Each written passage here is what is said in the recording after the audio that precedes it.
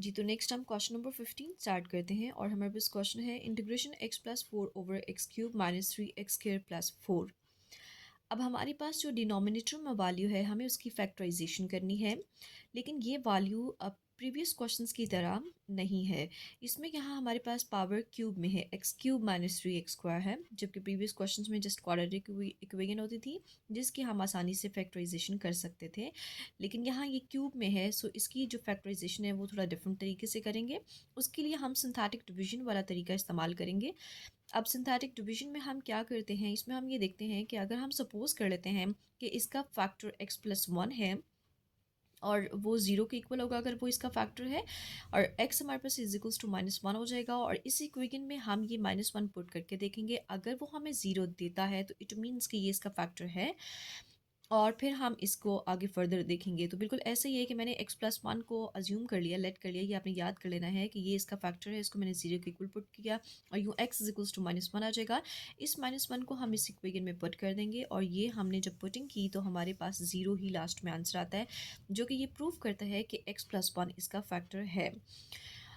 हम यहाँ पर इस तरह से कर लेते हैं कि ये कुछ इस तरह से हमने टेबल से ड्रॉ कर लिया। यहाँ पर जो हमारे साथ पास इक्वेशन इसके कॉन्स्टेंट्स हम लिख लेंगे।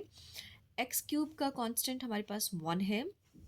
नेक्स्ट एक्स स्क्वायर की जो हमारे पास वैल्यू है, कांस्टेंट है, वो है -3।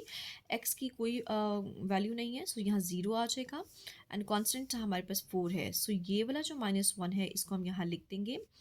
अब सबसे पहले तो ये है कि ये वाला 1 ऐसे ही हम लिख देंगे, और फिर ये और इसको मल्टीप्लाई करके यहाँ लिख देंगे, -1 1 ज़ा -1, और फिर ये 3 और ये 1 हमारे पास -4 हो जाएगा, और देन -1 को -4 से मल्टीप्लाई कर देंगे तो यहाँ 4 आ जाएगा, एंड ज़ीरो में 4 को ऐड करेंगे तो 4 हो जाएगा, एंड देन अगेन -1 को पॉजिटिव 4 से मल्टीप्लाई करेंगे तो यहाँ -4 आ जाएगा और ये ज़ीरो हो जाएगा। हम इस इक्वेशन को कुछ इस तरह से लिख सकते हैं कि x प्लस 1 इसका फैक्टर हमने लिया, तो x प्लस 1 इंटू यहाँ पर फिर हमारे पास ये जो वैल्यूज़ आई हैं इनके साथ हम वेरिएबल्स लिख देते हैं। ये हो जाएगा x square and -4x and +4, तो ये हमारे पास इसके फैक्टर्स बन गए हैं इस इक्वेशन के। नेक्स्ट हम इसको लिख लेते हैं। ये चूंकि हमारे पास x प्लस 1 तो ठीक ऐसे ही आ जाएगा, ये x माइनस 2 का होल स्क्वायर बनता है, सो हमने इसको लिख लिया x minus 2 whole square. Next step में हम अपनी जो बेसिक हमारा जो क्वेश्चन था उसको हम इस तरह से लिख सकते हैं कि नीचे हमने इसके जो फैक्टर्स बना लिए हैं, अब इसकी जगह हम वो फैक्टर्स लिख देंगे, x plus 1 into x minus 2 whole square.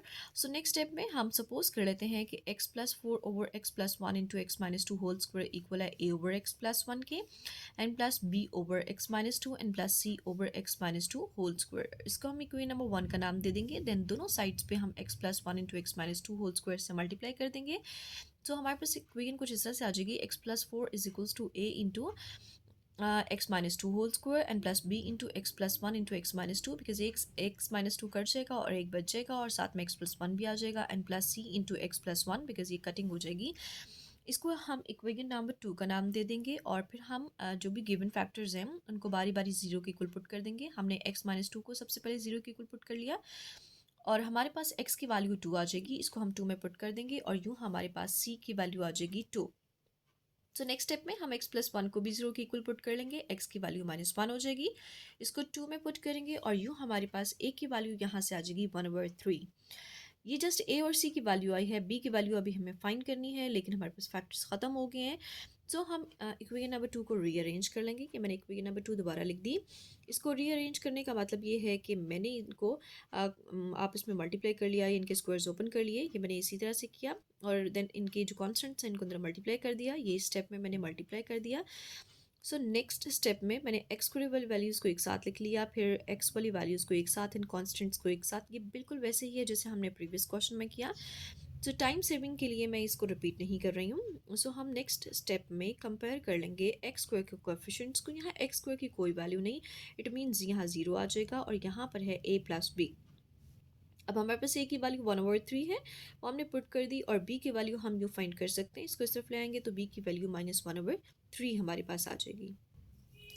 हम इन तमाम वैल्यूज़ जो कि a b एंड c की हमने फाइंड की हैं, इनको हम 1 में पुट कर देंगे, और हमारे पास इक्वेशन नंबर 1 कुछ इस तरह से आ जाएगी, यानी कि ये हमने a की वैल्यू पुट कर दी 1/3, ये b की वैल्यू -1/3 एंड प्लस ये c की वैल्यू 2। ये हमने पुटिंग कर दी। सो नेक्स्ट स्टेप में हम दोनों साइड्स पर इंटीग्रेशन अप्लाई कर देंगे और कॉन्स्टेंट्स को हम बाहर लिख लेंगे। 1/3 integration 1/x+1 and minus 1/3 integration 1/x-2 and +2 integration. इसको हम पावर की फॉर्म में ऊपर ले जाएंगे, x-2 होल पावर -2 हो जाएगा। सो उससे नेक्स्ट स्टेप में ये हो जाएगा 1/3 log of x+1 and minus 1/3 log of x-2 and +2। और इस पे जब पावर रूल अप्लाई करेंगे तो ये हो जाएगा x-2 होल पावर -1, यानी कि -2 + 1 करेंगे तो यहाँ -1 आ जाएगा और यहाँ भी -1 आ जाएगा। सो नेक्स्ट स्टेप में ये तो सेम आ जाएगा, यहाँ हो जाएगा प्लस माइनस ये -2 ओवर, इसको नीचे ले आएंगे x-2 एंड +c। हमारे पास ये इस क्वेश्चन का आंसर आ जाएगा।